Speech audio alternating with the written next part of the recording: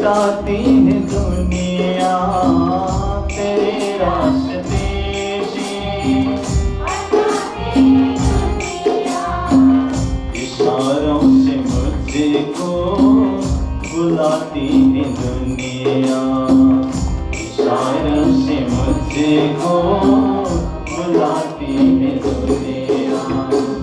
ना देखूं मैं जग का झूठा इशारा, ना देखूं मैं जग का झूठा इशारा, कहीं छूट जाए ना दामन तुम्हारा, कहीं छूट जाए ना दामन तुम्हारा।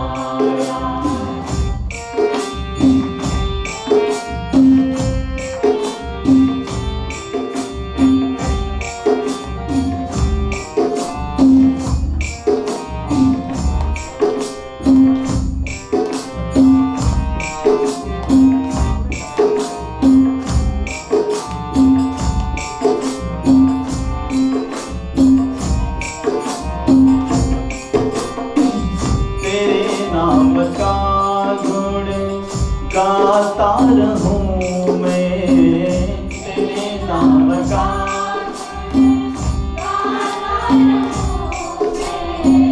तेरे नाम का गुण गाता रहूं मैं, तेरे नाम का गुण गाता रहूं मैं, सुबह और शाम तुझको ध्याता रहूं मैं, सुबह और शाम तुझको ध्याता रहूं मैं।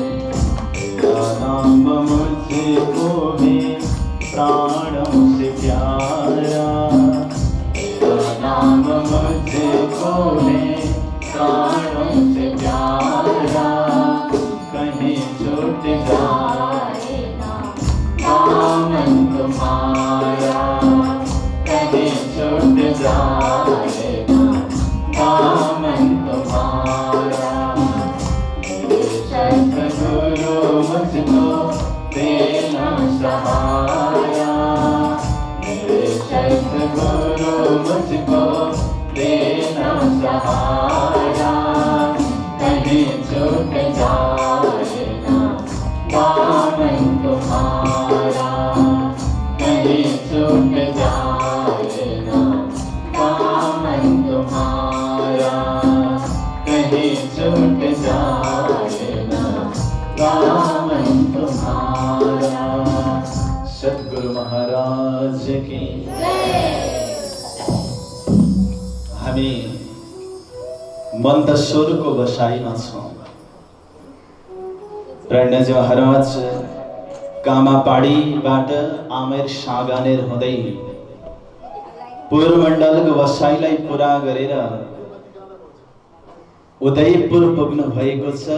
मुकुन्ददासजी पहिल्यै उदयपुरमा पुगेर लाधो मसानीजीले जागृत गरिसक्नु भएको थियो अनि मेरो गुरुजीको पनि गुरुजी बडा गुरुजीलाई स्वागत गर्ने उहाँले इच्छा व्यक्त गर्नुभयो अनि प्रणजी महाराजको पधरावली हुन्छ लाधो मसानीजीको घरमा।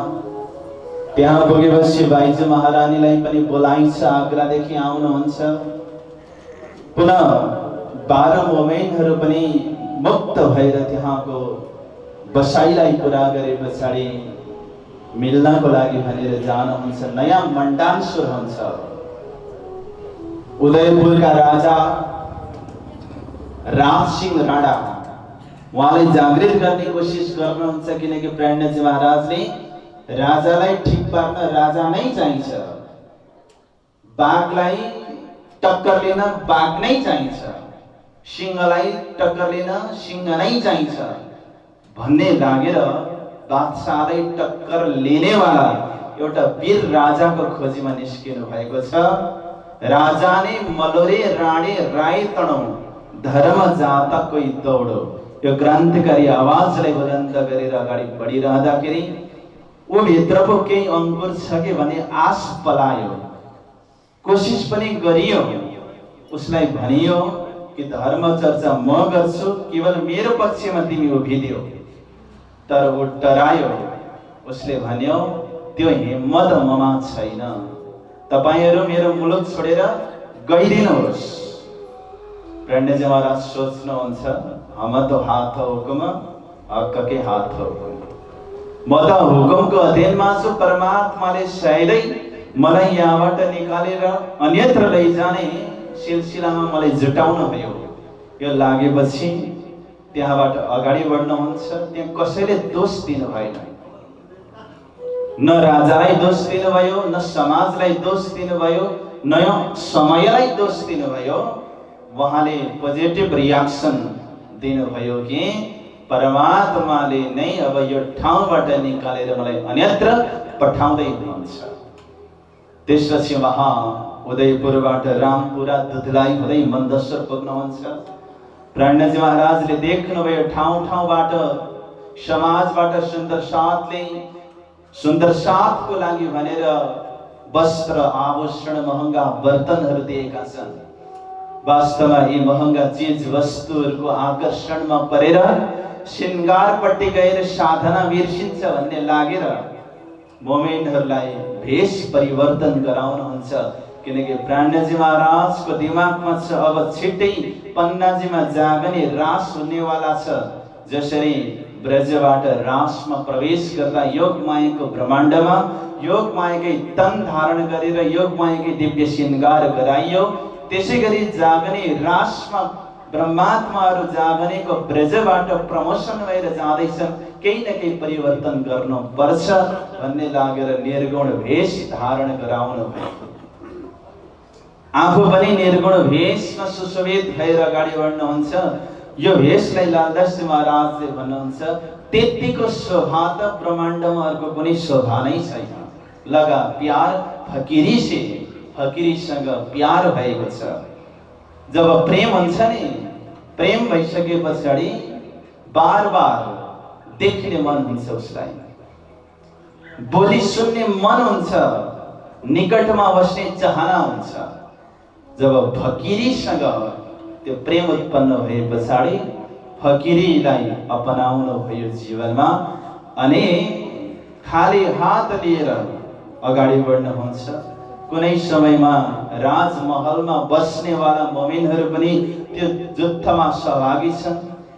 कुनै समयमा 79 जहाजको मालिक भएर हिँड्नेवाला सुन्दर साथ पनि त्यो टोलीमा सहभागी हुनुहुन्छ। धेरै क्षेत्रबाट धेरै संस्कार विचार र अनुभव बोकेका मूर्धन्य ब्रह्मात्माहरूको त्यहाँनिर जमघट छ। प्रणजी महाराजले सबैलाई एउटा झोली भिराइदिनु भयो भने भन्नुभयो जाऊ घर घरबाट भिक्षा मागेर ल्याऊ। वास्तवमा माग्न सजिलो छैन, माग्नको लागि त समर्पण चाहिन्छ, झुक्न सक्नुपर्छ। यो अहंकार हटेपछि जब हामी समर्पणको पराकाष्ठमा पुग्छौं तब मात्रै माग्न सम्भव छ। कसैले झोलीमा रोटीका टुक्राहरू ल्याउँछन्, कसैले झोलीमा चामल ल्याउँछन्, कसैले दाल ल्याउँछन्।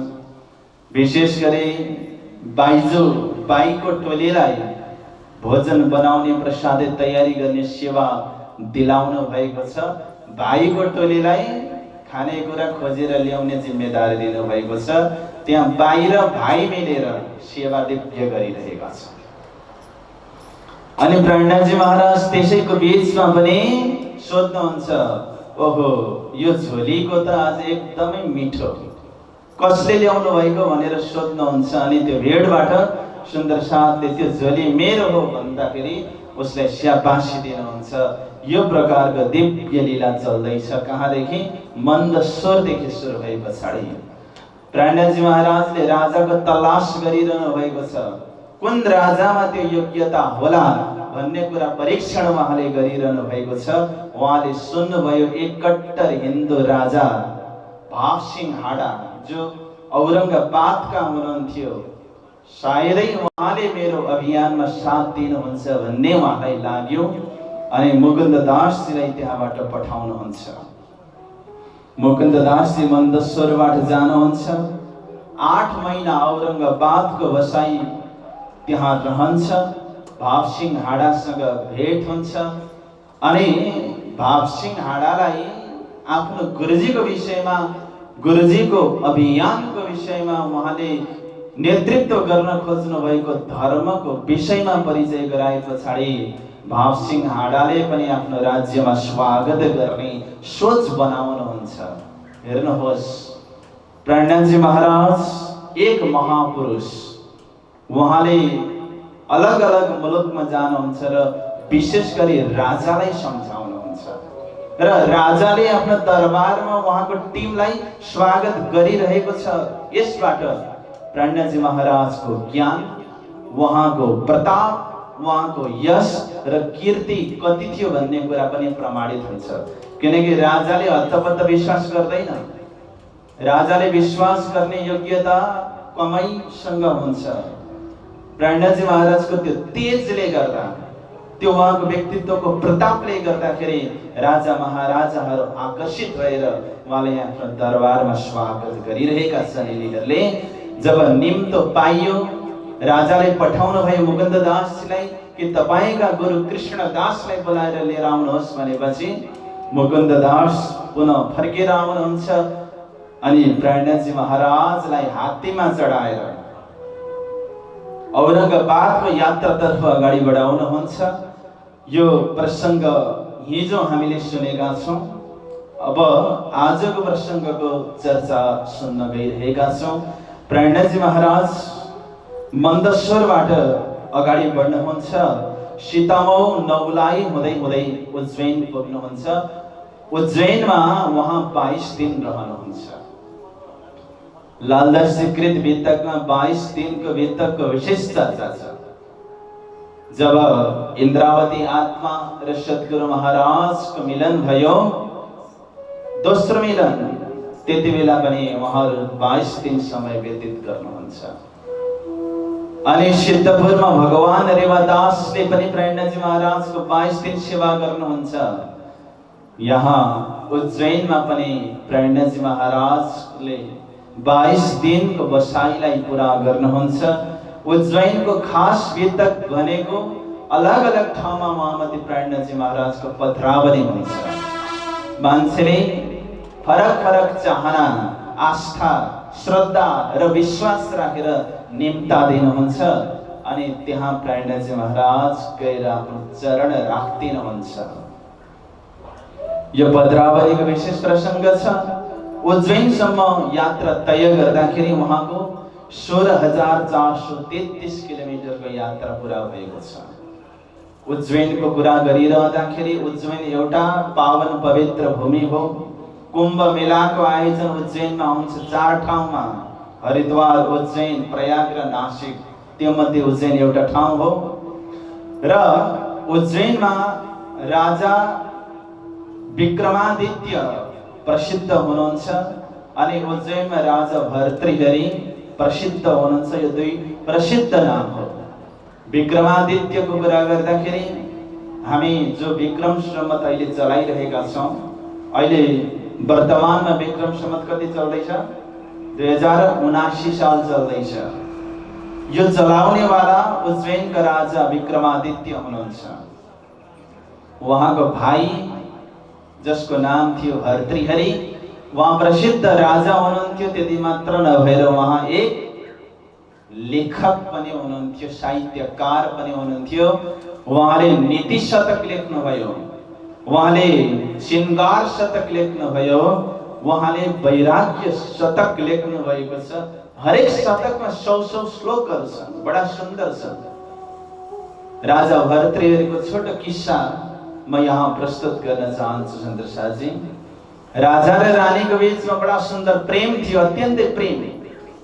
राजा भर्तृहरि आफ्नी रानी पिङ्गला बडा प्रेम गर्नुहुन्थ्यो। प्रेमालापको सन्दर्भमा उहाँहरू कुरा गर्नुहुन्थ्यो कि तपाईँ भन्दा पहिले म मरौँ, किनभने म भन्दा तपाईँ पहिले मर्नु भयो भने तपाईको वियोग म कसरी सहन गर्न सक्छु। यो प्रसङ्ग चल्दाखेरि दुवैको आँखामा आँसु आउँथ्यो। यस्तो प्रेम। त्यो राज्यमा एउटा घटना घट्छ। एकजना ब्राह्मण हुनुहुन्थ्यो। ब्राह्मणलाई भगवानले दर्शन दिनुभयो। ब्राह्मण गरिब हुनुहुन्थ्यो। उहाँको चाहना भगवानको दर्शन प्राप्त भएर धन सम्पत्ति आर्जन होस् भनेर। भगवानले धन सम्पत्ति त दिनु भएन, एउटा फल दिनुभयो जसको नाम अम्बर फल। त्यो फल खाए पछाडि कहिल्यै बुढो नहुने, जवानीको जवानी रहने। किसानले सोच्नुभयो यो फल मैले खाएर के गरौँ, मलाई त चाहिएको सम्पत्ति हो। हाम्रो देशका राजा कति गुणवान हुनुहुन्छ, प्रतापी हुनुहुन्छ, प्रजापालक हुनुहुन्छ, प्रजावत्सल हुनुहुन्छ। यो फल मैले उहाँलाई दिएँ भने त राजा अजडम्बर अविनाशी हुनुहुन्छ। उहाँको नीति, उहाँको निर्देशन, उहाँको साम्राज्य जीवन्त रहन्छ। त्यसको बदलामा मैले पनि केही पारितोषिक पाउनेछु। किसानले के गर्नुभयो, गएर राजालाई त्यो फल दिनुभयो। महाराज, यो फल खाए पछाडि अमर हुन्छ, मैले फल तपाईलाई दिएको।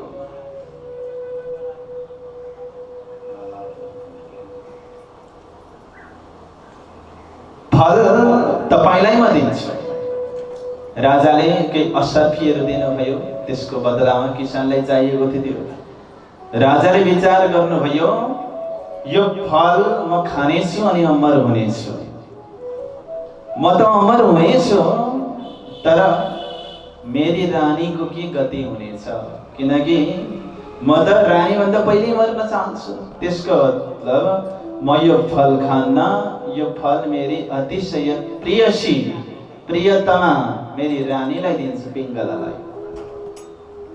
राजाले फल दिनुभयो। पिङ्गलाले फललाई लिनुभयो अनि भन्नुभयो, महाराज बडा सुन्दर फल छ यो म फल भोलि बिहानको मुहुर्तमा खानेछु। जब म स्नान गर्नेछु अनि शुद्ध हुनेछु तब खानेछु।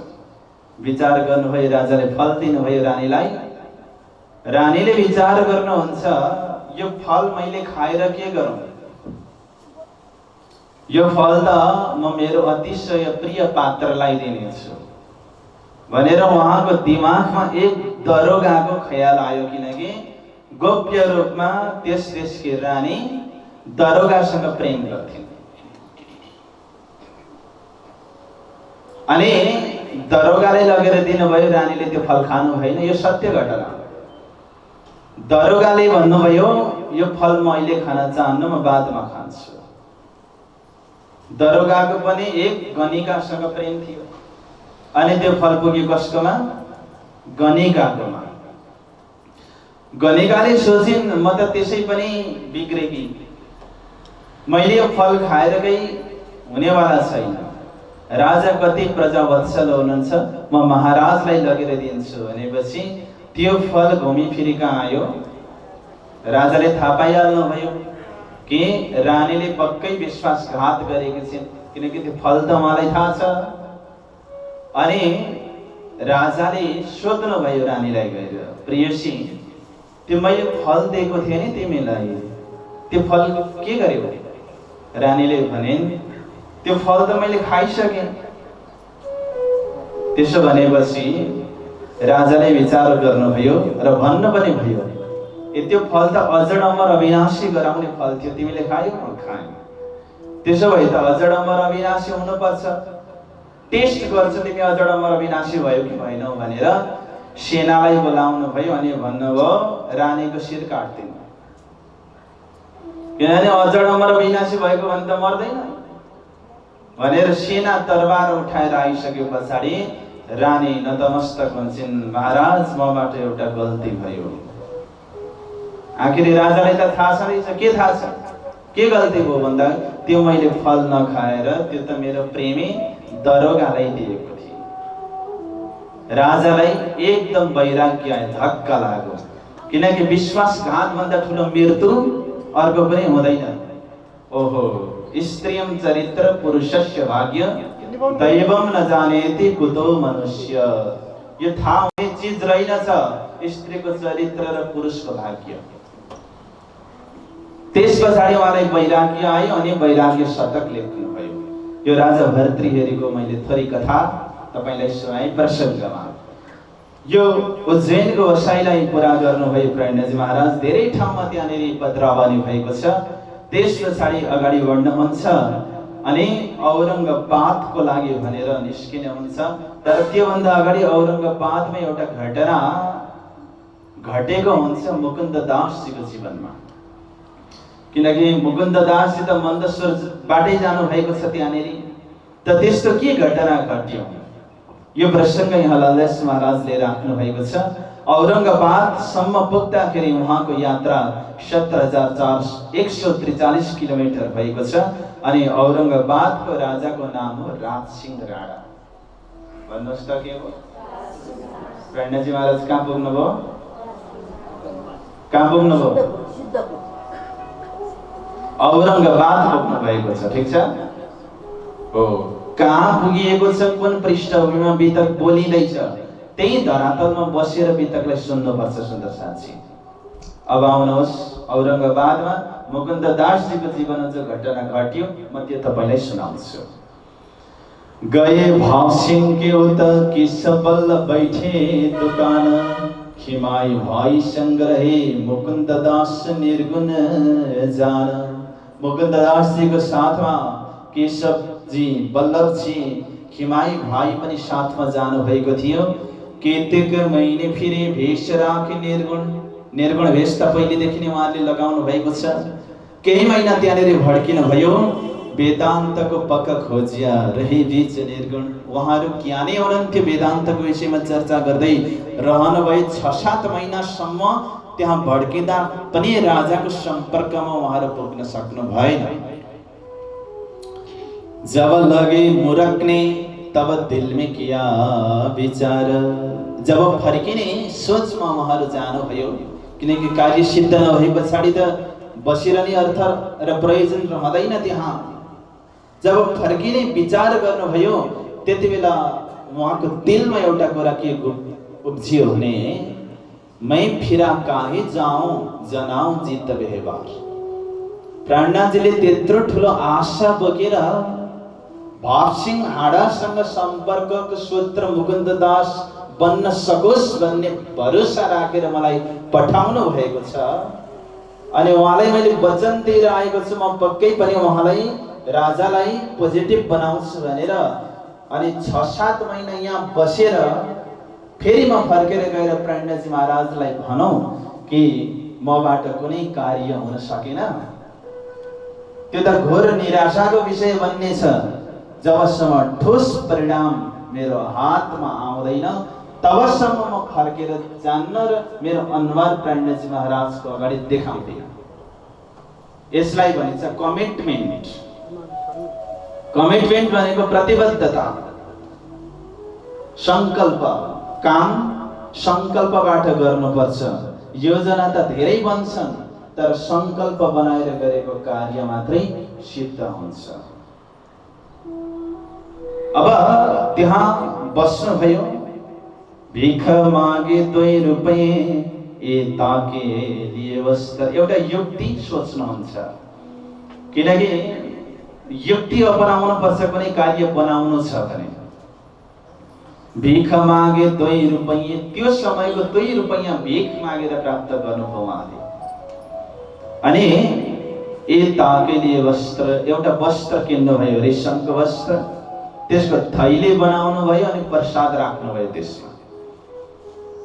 अनि त्यो प्रसादको साथमा वेदान्त र भागवतका प्रश्नहरू पनि लेख्नु भयो र मिलाउनु भयो।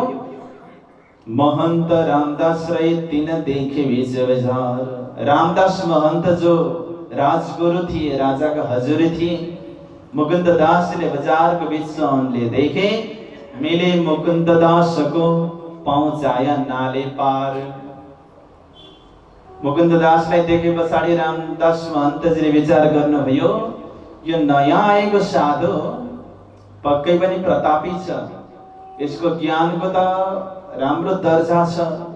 यदि राजाले यसले इम्प्रेस गर्यो भने त राजाले यसलाई नयाँ धर्मगुरु बनाउने छ। अनि मेरो त बाटो बन्द हुनेछ। ऊ धर्मगुरु बने पछाडि त म आफ्नो घर गए भयो। त्यो लागेर मुकुन्ददासलाई रामदास महन्तले पिटेर एउटा खोला कटाइदिए। किनकि साधुको दुश्मन साधु नै हुन्छ, राजाको दुश्मन राजा नै हुन्छ। समोसावालाको रिस गर्ने समोसावाला नै हुन्छ, चटपटेवालाको रिस गर्ने चटपटेवालै हुन्छ। कृष्ण कन्हैया लालको। मैले अस्ति उदाहरण दिँदै थिएँ, त्यो हथौडाले दुईटा धातुलाई पिट्दै रहेछ। एकजनाले एउटा फलाम पिटिँदै थियो, अर्को सुन पिटिँदै थियो। सुन पिट्दाखेरि सुनमा त्यस्तो आवाज आएन, तर फलाम पिट्दाखेरि चर्को आवाज आइरहेको थियो। अनि सुनले सोध्यो, तिमी र म एउटै हथौडाले उति नै चोटमा पिटिँदैछौ, तर तिमी धेर किन कराएको? भन्दा फलामले भने, जब आफ्नोलाई चोट पुर्याउँछ नि, ज्यादा दर्द हुन्छ। हमें तो अपनों ने लूटा, गैरों में कहाँ दम था, मेरी किस्ती थी डूबी वहां जहां पानी कम था। साधुलाई रिस गर्ने साधु नै हुन्छ।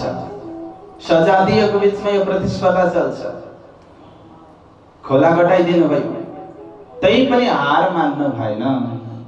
किनकि लहरों से डरकर नौका पार नहीं होती, कोशिश करने वालों की कभी हार नहीं होती। कोशिश करने वालाहरू इतिहासमा कहिले हारेका छैन।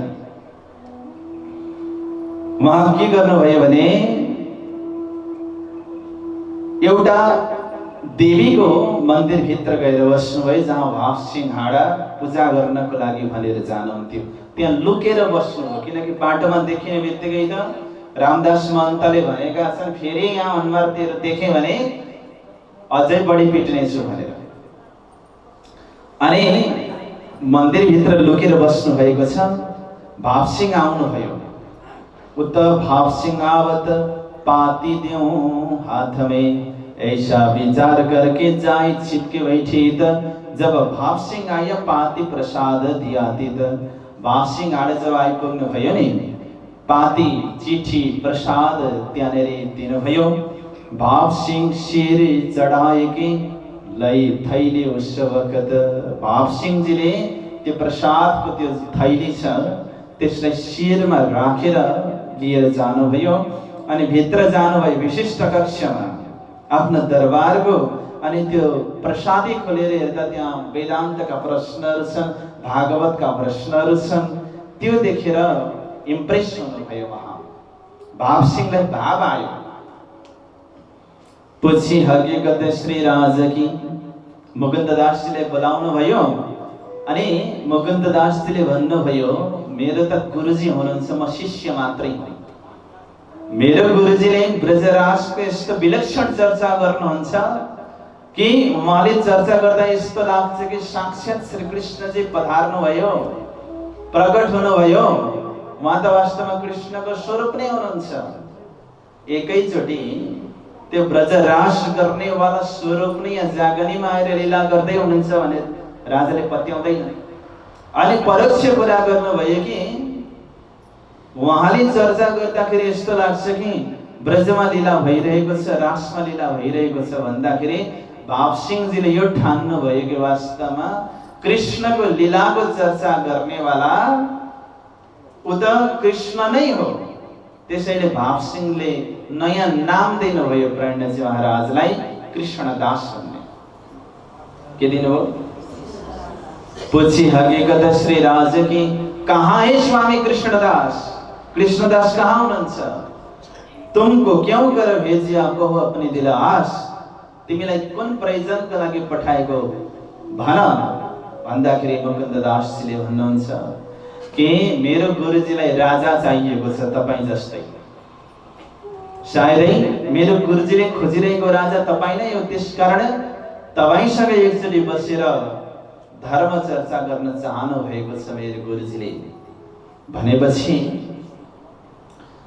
कृष्णदास भन्नेवाला भावसिंहाडा उहाँले आफ्नो दरबारमा स्वागत गर्न सदिच्छा राख्नुभयो।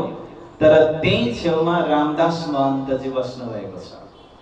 मुकुन्ददासजी पनि हुनुहुन्छ। तिनै रामदास महन्तले पहिल्यै पिटेर मुकुन्ददासजीलाई नाला कटाइदिइसक्नु भएको छ। अनि मुकुन्ददासको कुरा सुनेर रामदासजीले भन्नुभयो, ए द्वै कृष्ण बताओ तो जो कहूँ न शास्त्रों में।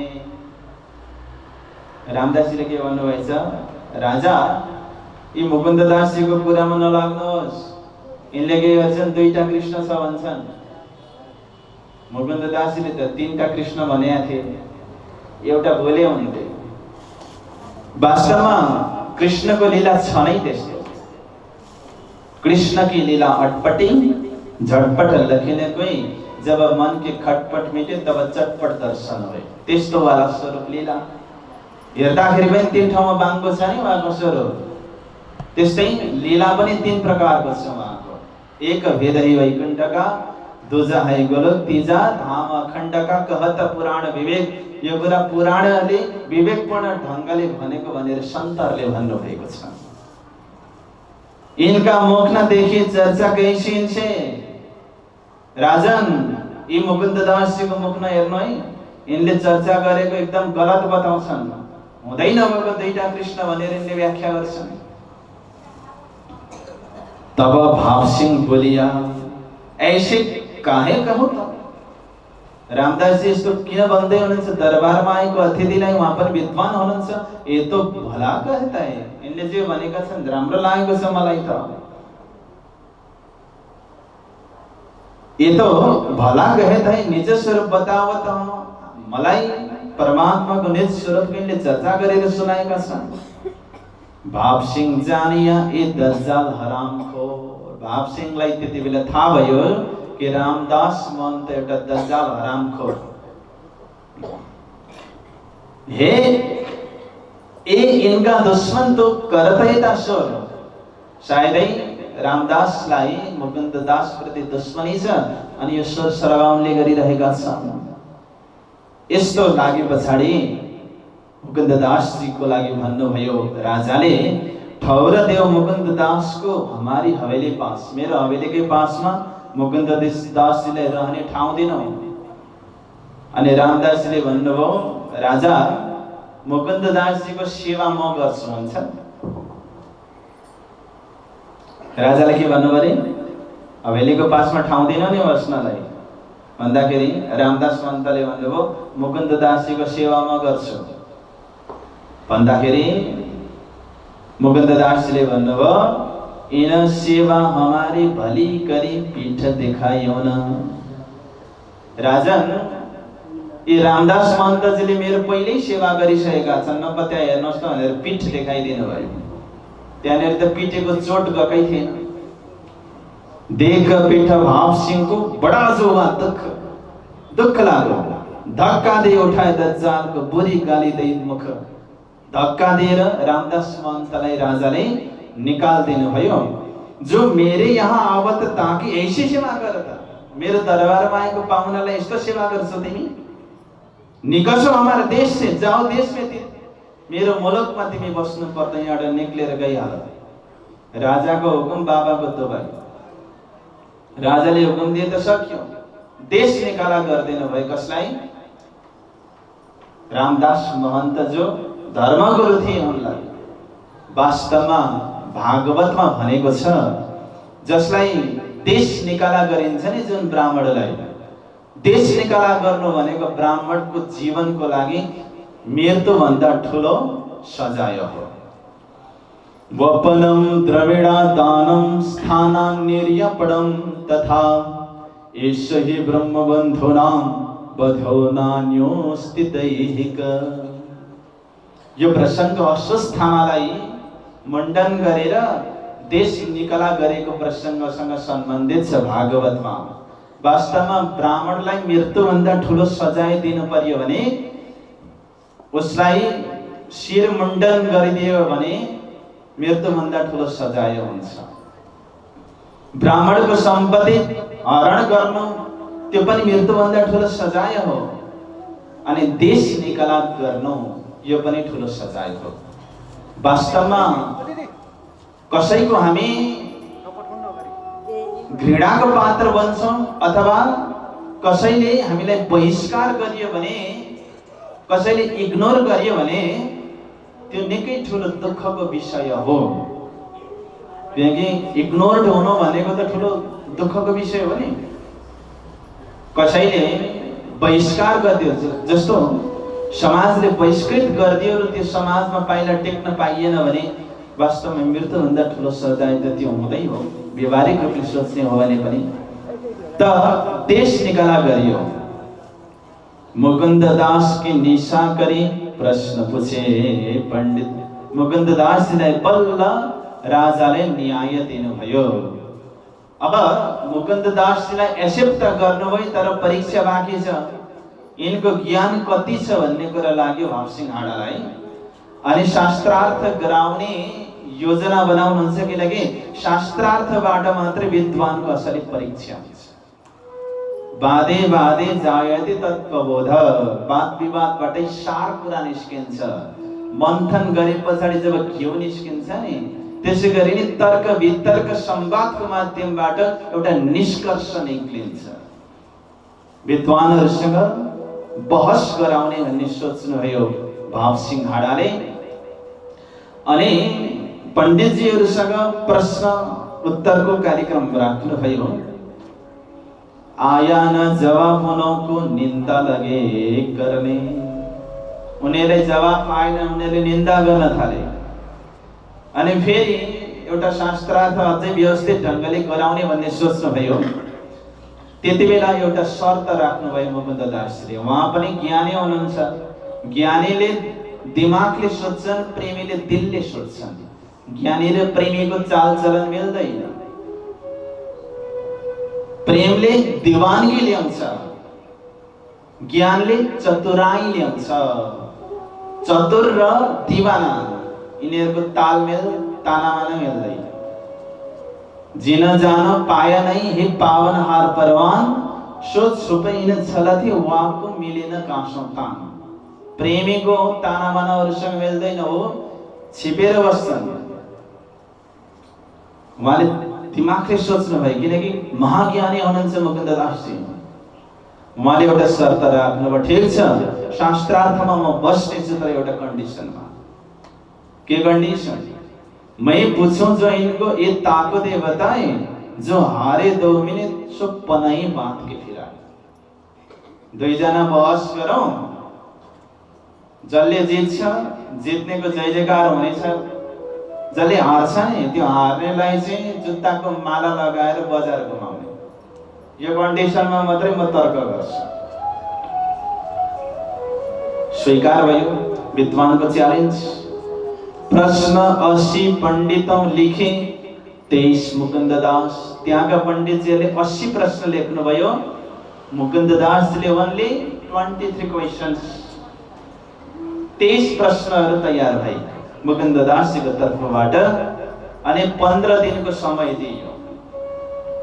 वास्तवमा शास्त्रार्थको लागि तुरुन्तै र्यापिड हुनुपर्छ भन्ने छैन, समय लिन पाइन्छ। तुरन्तै जवाब दिन पाइएन भने पनि हारेको हुँदैन। वास्तवमा जीवनमा पनि यही रुल लागू हुन्छ। जीवन भनेको बक्सिङ गेम जस्तै हो। लडिकन तिमी हार्दैनौ, तिमी तब हार्छौ जब लडेपछि उठ्दैन। उठ्यौ भने तिमीले हारेको हुँदैनौ। त समय दियो, कति दिनको भने 15 दिनको। अनि ती पण्डितजीहरूले तलब पाउने गर्नुहुन्थ्यो राजाको माध्यमबाट। कति पाउँथे भने 10-20 रुपैयाँ डेली उनीहरूले पाउँथे। अनि त्यो पैसा पनि रोक्दिनु भयो राजाले। जब यो शास्त्रार्थ पुरा हुनेछ तब मात्रै म तलब दिन्छु तिमीहरूलाई। अब त अझै चुनौतीमाथि चुनौती थपियो कि थपेन? एक त हारियो भने जुत्ताको माला लगाएर घुम्नुपर्छ, अर्को तलब पनि जान्छ। अझै उनीहरू तयारीमा लागे जित्नको लागि भनेर। मुकुन्द दास ने उसी दिन प्रश्न खोल किए साफ। मुकुन्द दासजीले भन्नुभयो 15 दिनको समयमा त म त कतिवटा ग्रन्थ पढिसक्छु, मलाई फुर्सद छैन 15 दिन प्रश्न खोज्ने। आजै म उत्तर दिन्छु भनेर सबै प्रश्नको उत्तर मुकुन्द दासले त्यही दिन खुलासा गरेर साफ गरिदिनु। अनि भन्नुभयो देव उत्तर हमारे प्रश्न का अगर भाव सिंह इंसाफ। अब पंडित जीहरूले मेरो प्रश्न उत्तर दिने पालो छ। भाव सिंह जी राजा मलाई इंसाफ दिनुहोस् तपाईले। उत्तर तो आवे नहीं तब रात को किया विचार। पंडित जीहरूले उत्तर आएन, उत्तर मिल्ने प्रश्नै छैन, कसरी आओस्? त्यो उत्तर त केवल तारतम्यले मात्रै खोल्न सक्छ। तारतम्यले मात्रै खोल्न सक्ने उत्तर तारतम्य बिनाको दिमागले त खोल्न सक्दैन।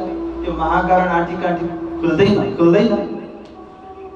तब राति विचार गरे अनि राति नै चल आए मुकुन्ददास पे गए हम पर होत है मार। राति नै मुकुन्ददासकोमा आइपुग्नु भयो उहाँले। अनि मुकुन्ददासले हात जोडेर पण्डितजीले भन्नुभयो हामी माथि मार पर्यो। के मार पर्यो? तपाईले त थाहा छँदैछ नि कन्डिसन के छ। तपाईले सोधेका प्रश्न हामी उत्तर दिन सक्दैनौँ, हामीले हार्यौं। अब माफ गर्नुहोस्, उनीहरूले एउटा इमोसनल अटैक के गरे भने जो स्वामी जी यूं ही कहिया कि रोटी भानु पंडितन। तपाईको गुरु कृष्णदासले त्यही भनेर तपाईलाई पठाउनु भएको कि पंडित जीहरुको रोजी रोटी खोज्दिनु भनेर भन्ने खालको इमोसनल कुरा गरे। इमोसनल कुराले धेरै लच्किनु पर्छ नि। उनीहरूले के भने ठीक छ तपाईको गुरु कृष्णदासले पण्डितहरुको रोजी रोटी खोज्दिनु भनेरै पठाएको हो भने ठीक छ नि त भन्दै। तो हमारा क्या चारा? उहाँले त्यसै भन्नुभएको छ भने हामीले के गर्ने? सन्तोष पक्ने, हामी सन्तोष मानेर बस्छौं। तब मुकुन्ददास ने कहा हम कहेंगे फिर। ठीक छ तपाईहरु चिन्ता नगर्नुहोस्, राजालाई म सम्झाइदिन्छु भन्नुभयो। पंडित जीहरु सन्तोष मानेर बस्नु भयो। ये तो लीला अखण्ड की इनका न पहुँचे न राजन, यो त अखण्ड लीलाको प्रश्न हो। यो पंडित जीहरुको बुद्धि दिमाग त्यहाँसम्म पुग्न सक्दैन।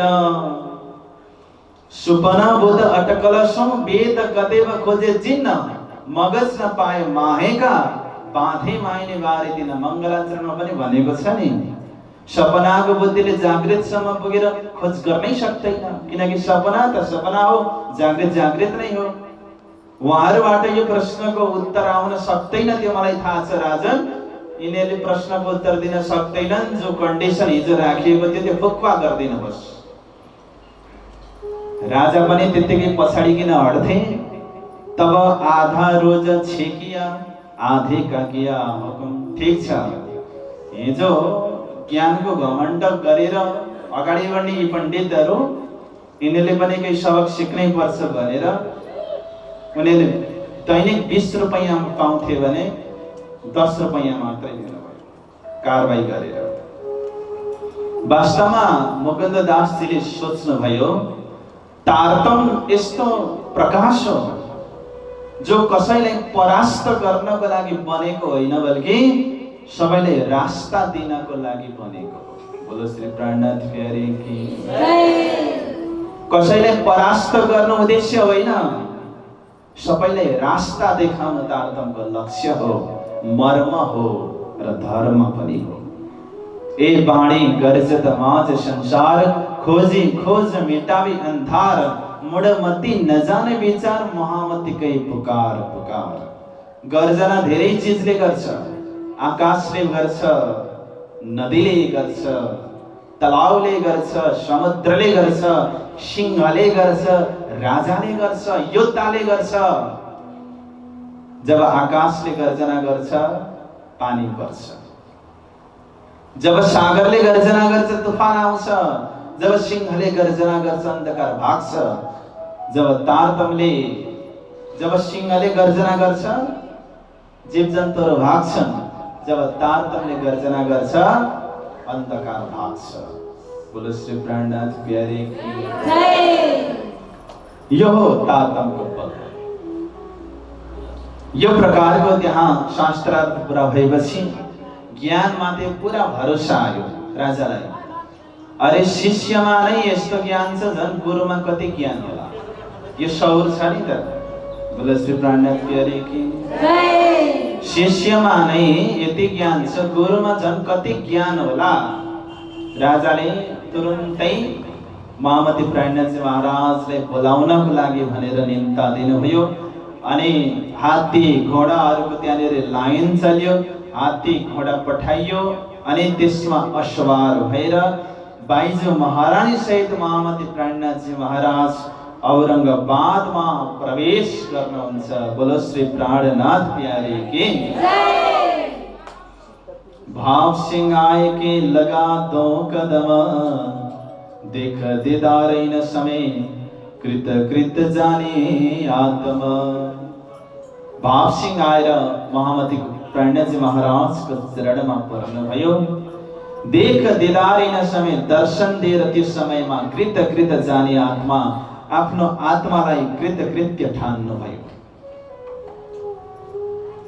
लगा सेवा गर्ने उत्सव रसोई जब, दै जागा हवेलिया पनि भई सेवाइन के तब।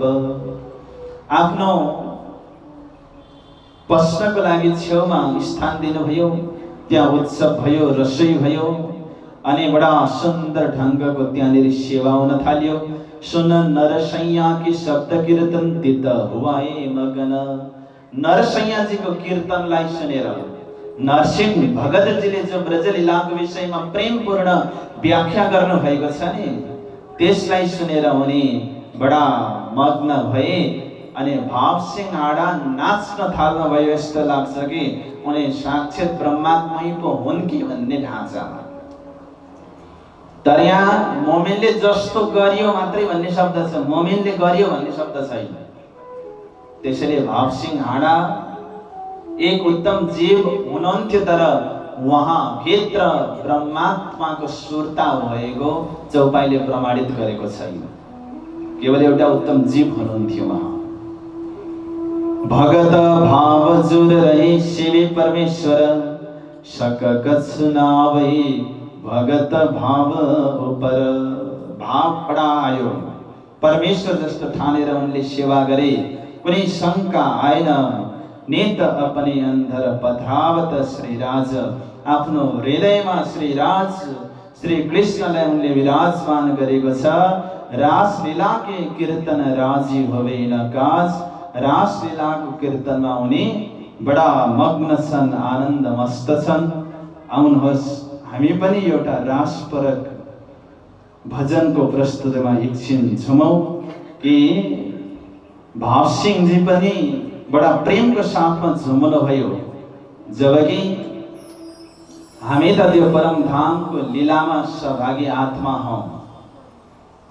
उनी त एउटा अंकुर नभए तापनि संगतको बलले प्राप्त भएको संगतको असरले जुन एउटा भाव्य बल भएर नाच्नु भयो नि, त्यो भन्दा ब्रह्मात्माको दर्जा त धेरै माथि छ नि त। त्यसैले बुझेर नाच्नु र नबुझी नाच्नुमा पनि फरक पर्छ। आउनुहोस् यही रासको एउटा प्रसङ्गको यहाँ भजन यहाँ प्रस्तुत हुँदैछ। हजुरहरू पनि यसमा सुन्दर नृत्य गर्न सक्नुहुनेछ। बोलो श्री प्राणनाथ प्यारे की।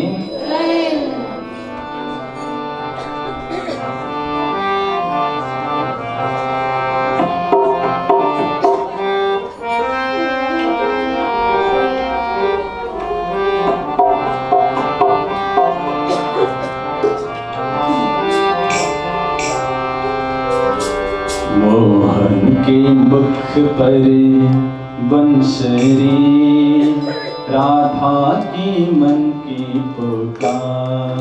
मोहन के मुख पर बंसरी, राधा की मन की पुकार। रामक का बीट बताऊंगा। मोहन के मुख पर बंसरी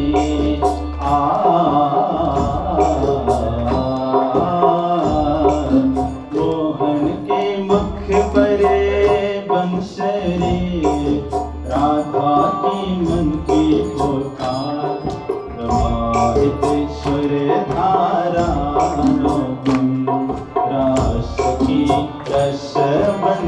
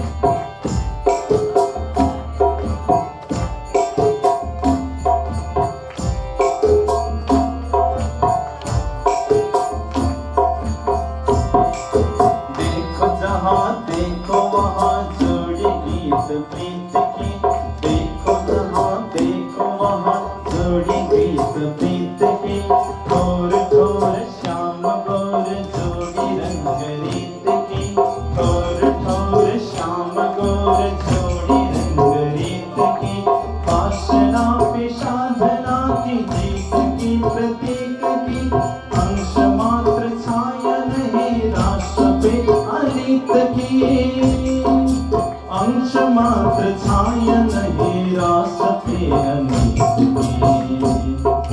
शुद्ध कलाएं चंद्र की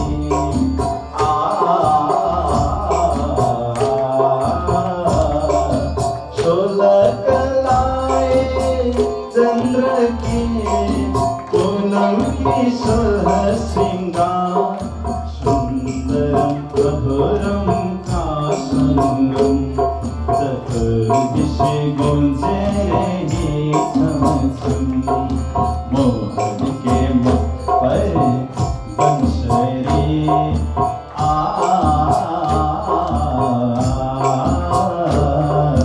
मोहन के मुख पर बंसरी राधा के मन की पुकार प्रभावित स्वर धारा अनुपम रास की रस बंती सरगम।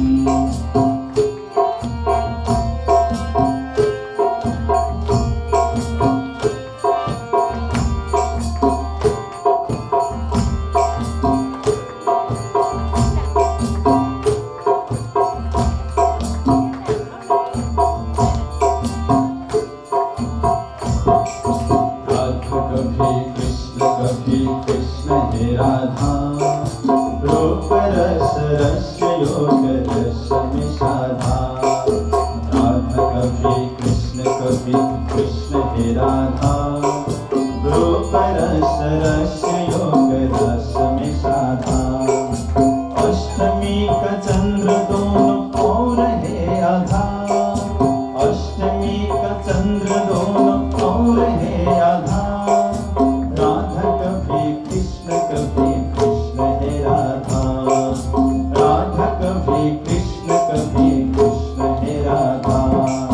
प्रेम योग में न भेद भाव की बाधा। राधा कभी कृष्ण हे राधा राधा कभी कृष्ण हे राधा। धरती पखावज पैजनी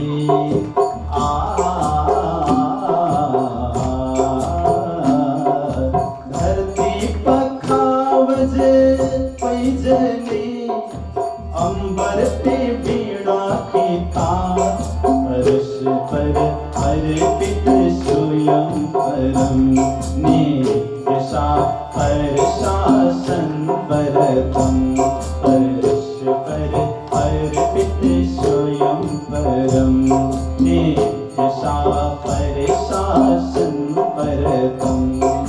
मोहन के मुख पर बंसरी राधा की मन की पुकार। मोहन के मुख पर बंसरी राधा की मन की पुकार। प्रभावित स्वर धारा अनुपम रास की रस बंती सरगम। रास की रस बंती सरगम। रास की रस बंती सरगम। कृष्ण कन्हैया लाल को देखिन्थ्यो र प्रणजी महाराजले परीक्षण गरिरहनु भएको छ यिनी भित्र त्यस्तो केही अंकुर छ कि भन्ने कुरा। जब आफ्नो उद्देश्यको कुरा गर्नुभयो भाव सिंह हाडाले भन्नुभयो कि प्रणजी महाराजको सिद्धान्त त वेद र कतेबको समन्वय गर्ने। जो कछु कहिया कतेब निश्चय कहिया वेद वास्तवमा दुईटालाई संयोजन गर्ने समन्वयकारी भूमिका सर्वधर्म समन्वयको मुद्दा यस विषयमा चिन्तन हुन्छ उहाँको। त उनले भने कि केही यहाँ मुल्लाहरू छन् यिनीहरूसँग तपाईँ चर्चा गर्नुहोस्। यिनीहरूले कस्तो विचार गर्छन् के साक्षी यिनीहरूले मान्छन् त्यसको आधारमा म फैसला गर्छु भन्ने कुरा भाव सिंह हाडाले गर्नुभयो। त प्रणजी महाराज अर्कोपट्टिको धर्म चर्चामा आफूलाई सहभागी गराउनुहुन्छ तर समयको चक्र पनि बडो अजीब हुन्छ। आश्चर्यको हुन्छ। इन समय भाव सिंहको बाका हुआ जब, समय बितेर गइरहेको थियो, यता मुल्लाहरूसँग शास्त्रार्थ भइरहेको थियो, चिन्तन मनन भइरहेको थियो। त्यसै बखतमा भावसिंह आडाको मृत्यु हुन्छ। अब त एउटा जुन उद्देश्यको लागि त्यो ठाउँमा जानु भएको थियो त्यो उद्देश्य नै बाँकी रहेन। त्यस पछाडि जब उनको मृत्यु भयो, फतेह मोहम्मद शक्तिमा आउनुभयो। जब कोही पावरमा आउँछ उसले नयाँ केही गर्छ, किनकि पावरमा आए पछाडि उसले केही न केही नयाँ गर्नुपर्छ नि। समाजले एउटा अपेक्षा पनि हुन्छ, उसको परिचय पनि त्यो कार्यले दिन्छ। अनि फतेह मोहम्मदले सुरुमै घोषणा गर्नुभयो कि एउटा जो बैरागी छ नि, राजासँग उठबस गर्नेवाला, त्यो बैरागीलाई पक्रिने भन्ने उसले नीति ल्यायो। फतेह मोहम्मदको प्रणजी महाराजसँग केही उसले दुश्मनी पनि राख्थ्यो। जब उस शक्तिमा आए पछाडि पक्राउको लागि उसले घोषणा गरियो। प्रणजी महाराजले विचार गर्नुभयो, अब यहाँ रहन पनि ठीक छैन, किनकि उहाँलाई चाहिएको त त्यही छ कि कसैको माध्यमबाट औरङ्गजेबसम्म पुग्योस् अनि रूबरू उसँग धर्म चर्चा गर्न सकियोस्। तर यी कार्यकर्ताहरू छन्, यी कार्यकर्ताले गर्ने व्यवहार अलग प्रकृतिको हुन्छ। त्यसैले त्यहाँनिर बस्नुभन्दा नबस्नै ठिक र सुरक्षित भन्ने पनि उहाँलाई लाग्यो। र जो राजाको भरोसा गर्नुभएको थियो, राजाको पनि मृत्यु भयो। त्यस पछाडि त्यो ठाउँ छोड्ने उहाँले निश्चय गर्नुहुन्छ। फतेह मोहम्मदले, फतेह अल्लाहले विभिन्न ठाउँमा सेनाहरू राखेको छ। प्रणजी महाराज त्यही फतेह अल्लाहको महल नजिकै गएर बस्नु भएको छ। सर्वत्र खोज्यो तर आफ्नै ठाउँमा जसले खोजेन, किनकि उसले विश्वासै गरेन कि यहाँ आएर बैरागी बसेको हुन सक्छ भन्ने कुरा।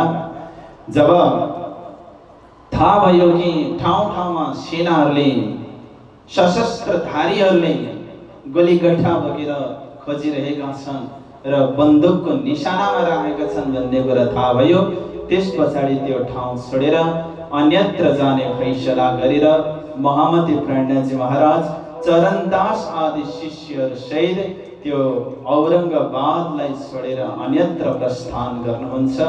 औरङ्गाबादबाट उहाँ बुढानपुर जानुहुन्छ अनि बुढानपुरबाट आकोटमा जानुहुन्छ। आकोटमा एक ब्राह्मणसँग भेट हुन्छ।